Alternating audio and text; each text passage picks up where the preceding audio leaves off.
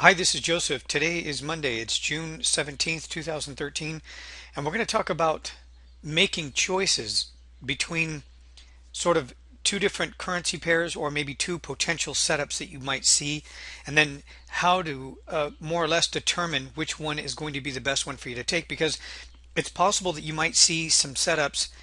Let's say, for example, we're looking at the pound dollar, and this is actually a trade that we all took today earlier. All of my subscribers, my students, we took this trade, and I'm going to open this up just one click here so you can see what's going on. And you'll notice that this is when the market opened on Sunday. Now, at that point, we can look back, bring this right in here, and you'll notice that there's a spike high on Thursday of last week. So we need to identify the high. And for the most part, that was the high of the week. So there's our high, that red line. That's the high of the week. And then here's when the market closes on Friday and then it opens here on Sunday. And you'll notice this move here. Well, you'll also notice how this sort of tests that resistance level on Thursday. Last week's high right there when the market closed and then also when it opened, it pulled away from it. Now, it might not be a signal for you, but for me, with one of the strategies that I use, that HL30, it was an HL30 technique that I use on the 30-minute time frame. So here we are looking at the 30-minute time frame for the pound dollar, and I was able to identify a reversal signal candle there. And we traded this, me, my students, the people that are familiar with this strategy that I teach, and it's a short-term strategy.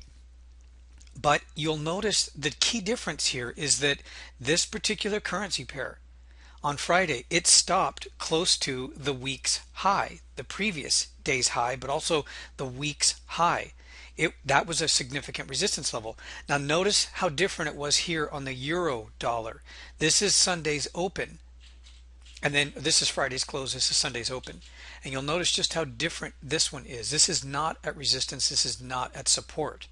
So let's go ahead and draw in a couple of trend lines. Now I'm using MetaTrader here, so it's going to look a little funny. You can obviously go back down here to the left and find a previous trend line. But here we've got this low here. So what I want to point out to you is that it was sort of that triangle effect, at least at that moment from last week. And then here was that spike high on Friday, just before the market closed. Now, again, the pattern was the same. We're looking at the euro dollar now. Let's go right back to the market open.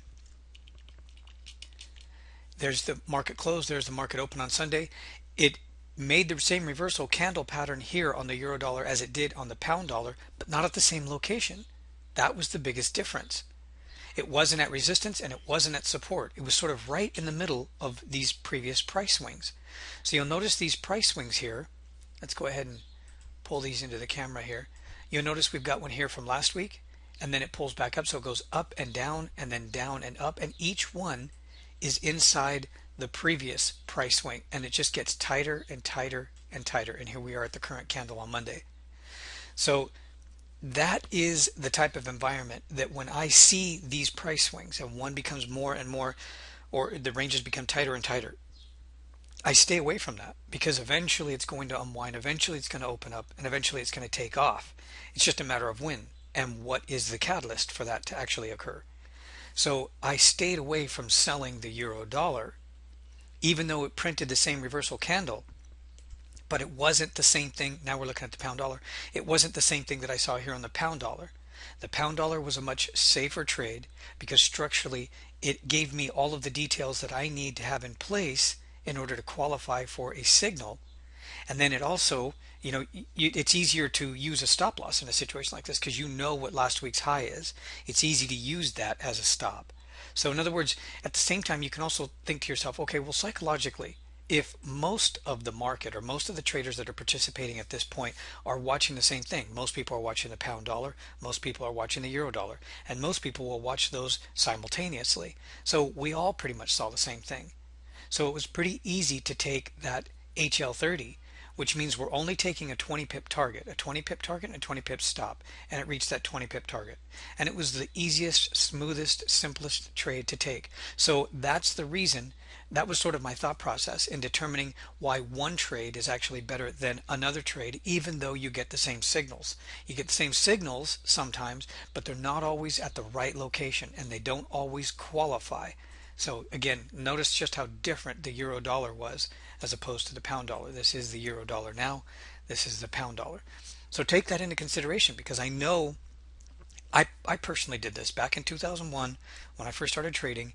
If I was looking at, let's say, the euro dollar, and I saw a reversal signal candle and something like this, and then I saw the pound dollar, but I missed the trade on the pound dollar, and maybe the euro dollar was slowly, a little bit behind.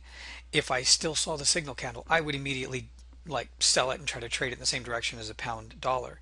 It doesn't always work that way, especially if you don't get a qualified signal. And this is not a qualified signal. This could have continued in this tight range, the euro dollar, where it might not have even moved 20 pips. So again, you've got to take that into consideration. Try to quantify, try to qualify these trades. You're doing 2 or 3 or 4 different things at the same time, but you're always trying to sort of combine all these pieces of evidence to determine whether you have a solid trade and which one is the most reliable, which one is the one that you should be moving your money into. That's the way you need to look at it. Which is the safest place for you to put your money? And for us, last night it was the pound dollar. Thanks for watching.